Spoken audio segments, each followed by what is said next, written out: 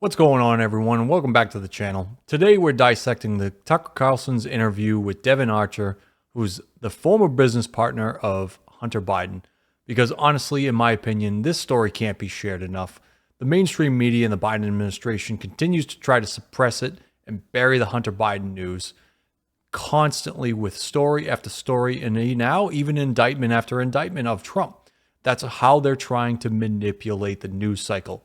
We need to continue to talk about these issues and share this information, as none of the mainstream media cares to follow any of these stories. For the last decade, the politics have been more corrupt than any time in this country's history. We need to call it out for what it is.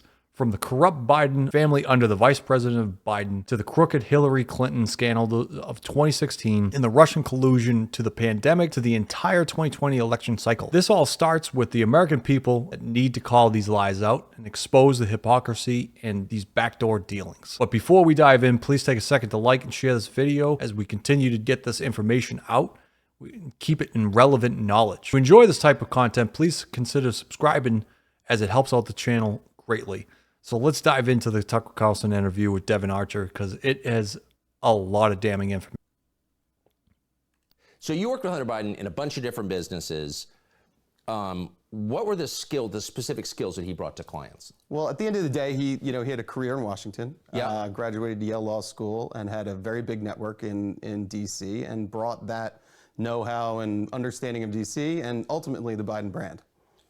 The know-how, so as far as I could tell, he wasn't doing legal work. I mean, he wasn't in the counsel's office at Burisma, right? No. No, that's because he was bidding the Biden brand.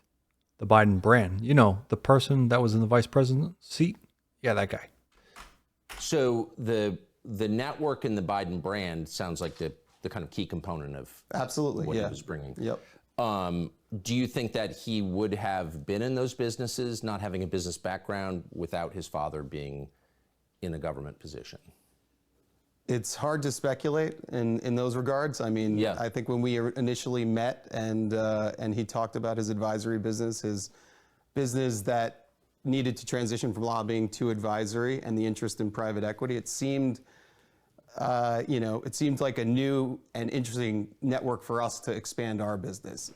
Whether he could have, been in that position, it's hard for me to speculate. Right. But obviously, the brand of Biden, adds a lot of power when your dad's the vice president. For sure. And there was a time, maybe 10 years ago, when private equity, maybe like AI now, was just one of those terms people throw around. I'm in private equity. Right. But the mechanics, having done it, coming from a business background yourself, are kind of complex. Are Absolutely. they not? Absolutely. Yeah. No, it's a complex business. Takes years of training. But again, the initial idea around the business that they were going to provide, the government insight and an additional network to raise capital, and then, deal with regulatory issues that you might have at the corporate level. Right. Regulatory issues. Exactly. Okay. So that would be more his area. Right. That would be his space. Right. But Regulatory issues. So in that sense, maybe there is some laws or regulations that might interfere with business practices. Is that what you're trying to allude to? To help and lobby that? did he have a sophisticated understanding of regulation, do you think? I think that he led a team that had a sophisticated. Okay, because I lived in Washington a long time, around a lot of regulation. Also, a very complex area. Absolutely. I think you got to be an expert in knowing the guy, and he was the guy that was the expert in knowing the guy. He was an expert in knowing the guy. Right. And who was the guy he knew? Well, he knew a lot of people, but obviously there was some familiar, his brother, his father, some of his father's siblings. So he knew a lot of people. And obviously I know you're pointing to, the father being the key relationship. Well, no, I'm just trying to get a sense of, like, Washington's not a money town. Right. People aren't in business in Washington for the most part, and most people don't have business skills that I noticed in 30 years of living there. So really the business of Washington is selling access. That's what it looked like to me. Yes. Not just Hunter Biden, but I think that's one of the core misconceptions. I mean, it seems like when understanding a regulatory environment means selling access at the end of the day. That's how I interpret it. And I think that's how most people in Wall Street, whether they admit it or not, interpret it. Yeah. So we've got a complex business that intersects with government. We need a guy who knows it. Right. How do I, deal with getting a guy a visa that needs to come over for a business deal? Right. Call our lobbyist that knows the guy in DHS or used to work in DHS or, in Customs and Border Patrol or the people at the embassy and state. They might be able to help. So there are very tactical elements that are regulatory and compliance and governance that you have to go through, and you got to know the guy that worked at the old agency that now has the lobbying firm that can go back to the agency and get things put to the front of the line. So the reason I'm asking this is because it is not to give the Bidens a pass, hardly, but when people say, well, there's some question about whether Hunter was trading on his father's name, if you live in Washington, that's the whole city right there. Right. Exactly, because it doesn't really matter if you're Democrat or Republican. Everyone does it. That's why we need to actually expose it, because everyone's doing it. They're selling access to these individuals that are in power, and they're making changes to regulatory laws that directly affect the business dealings of outside corporations. We see that. You can just take a look at Miss Nancy Pelosi's stock portfolio, where you had someone in charge of forming regulatory laws on companies that she was supposed to be actually issuing those regulatory laws. And yet she made tens of millions of dollars with her husband. Just coincidentally, better than any other stockbroker ever in the history of stock market. Better than Warren Buffett, better than all these other companies. But yet somehow Nancy Pelosi made millions of dollars, but had no background in any of that. Just other than she was defining the regulatory laws. And now this is what we see once again with Hunter Biden and Joe Biden. I think you know the answer to that. At the end of the day, so he had the best advantage to do that because of where he was. And, we thought that when we went into business, this was a great opportunity for us. So I get it. And you're not the only one who did that. Right. There were a lot of Hunter businesses. Biden's not the only son of a famous government official who's done this, right? At all. But I just wonder, when you hear people say, well, it's kind of an open question. Right. About why they hired Hunter Biden, that's pretty disingenuous, no? Right. I think at the end of it, so when you look at the whole, there are people that maybe were, sons or relatives or brother-in-laws of other high-ranking officials, but I think what we ran into and with what Hunter ran into was almost like an Icarus issue.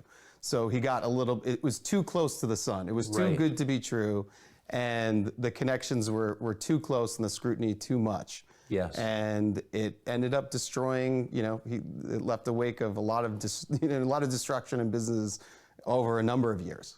So how many, it's been reported and you have said that there were occasions when Joe Biden would call in with clients present on a speakerphone. Right. How many times do you think that happened? I mean, over a 10-year partnership, I would, the number I'm going with is 20. That's probably the amount that I kind of record. Yeah, a lot, you could say. So Joe Biden, who's very much a product of Washington, of course must have known that he was calling in to effectively a business meeting that his son was having. I mean, he must have understood that was kind of what his son was selling. Mr. Vice President, how many times have you ever spoken to your son about his overseas business dealings? I've never spoken to my son about his overseas business dealings. No, of course not. Because everyone's parents calls them at work during business meetings and you put them on speakerphone. So that way the entire meeting can hear your parents. Think about that. Would you put your parents in the middle of a business meeting? I've been in a lot of business meetings. I've been in a lot of corporate meetings. Never once did I ever answer the phone. Who in their right mind does that? Other than if they want to peddle certain influences.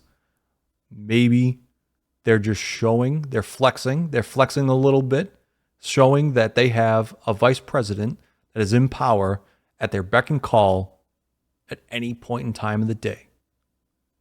Well, that's hard for me to speculate on that. But I guess my question, just to keep it to the facts, Joe Biden, then the sitting vice president, knew that there were Hunter's business associates in the room.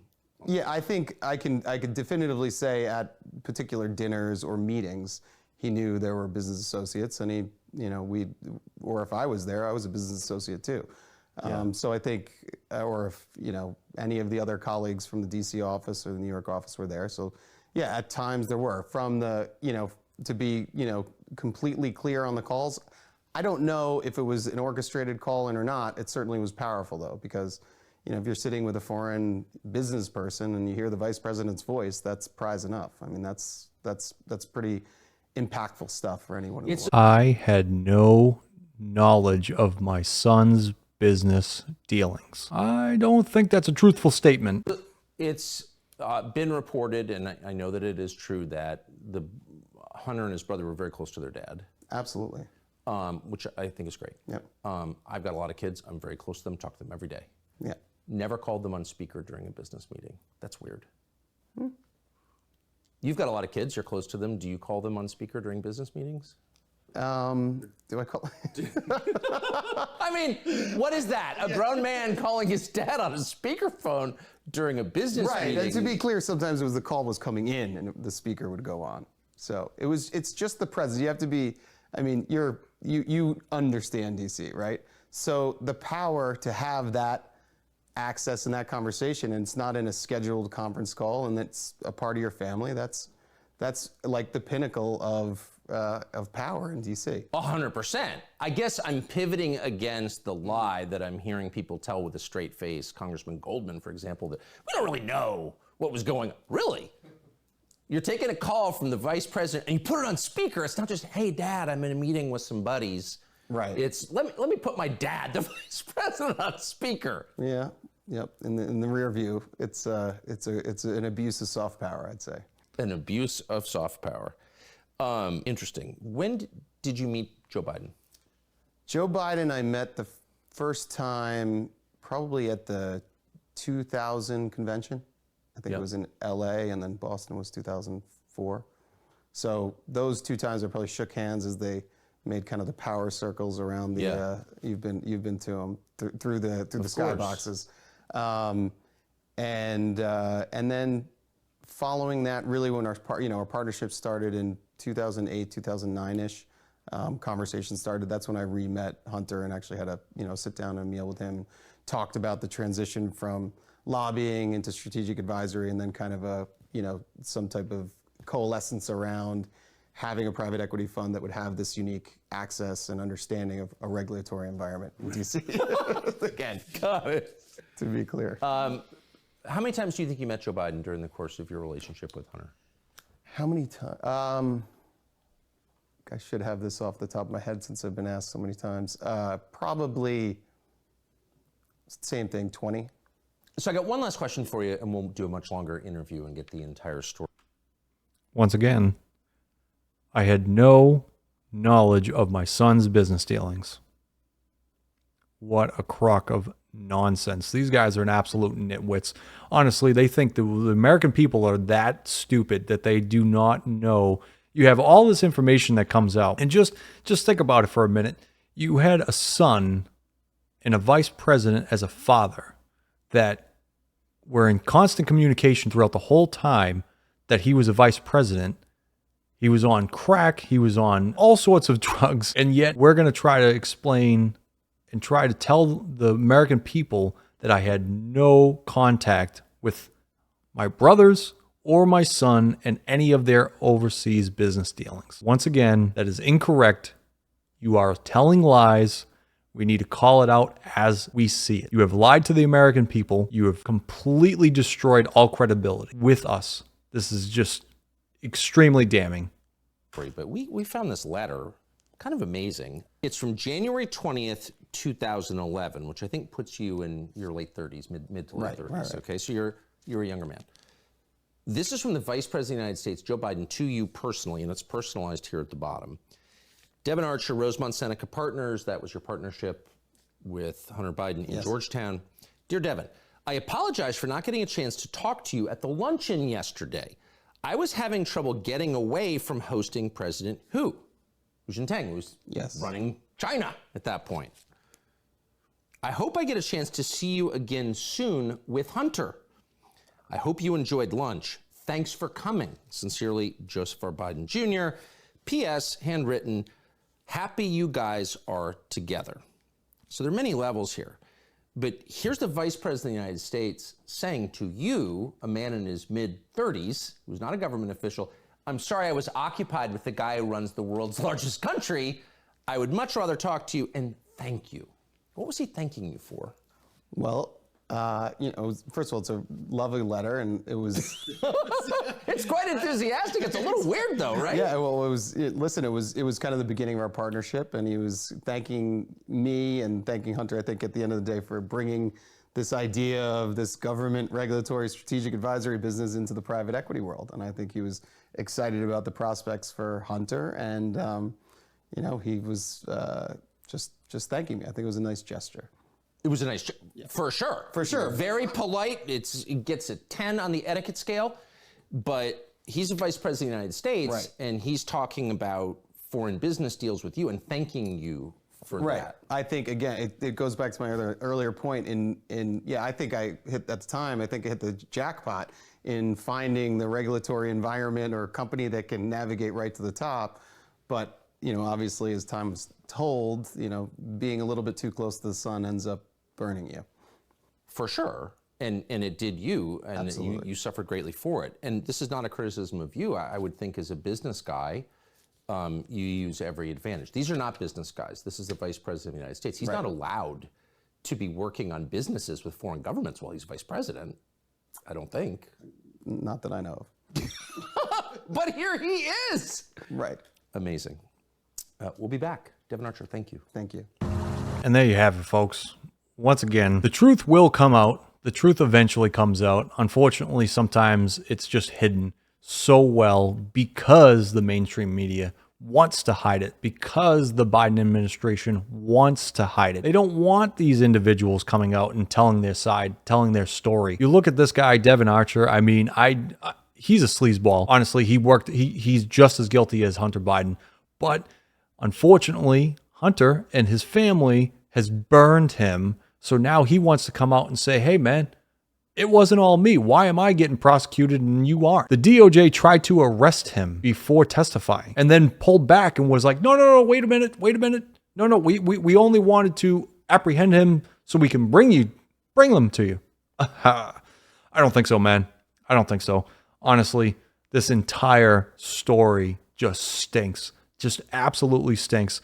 People really, really need to pay attention to this because it's being flushed out by the Trump indictments. And yes, you know what? If you like Trump, if you love Trump, you hate him, it doesn't matter. But everyone keeps talking about we need equal justice. Even the Democrats come out and they say no one's above the law. No one's above the law, right? No one is above the law. But yet, what about Hunter Biden? What about Hunter Biden? He's trying to plead guilty to misdemeanor tax felonies. Misdemeanor from tax felonies.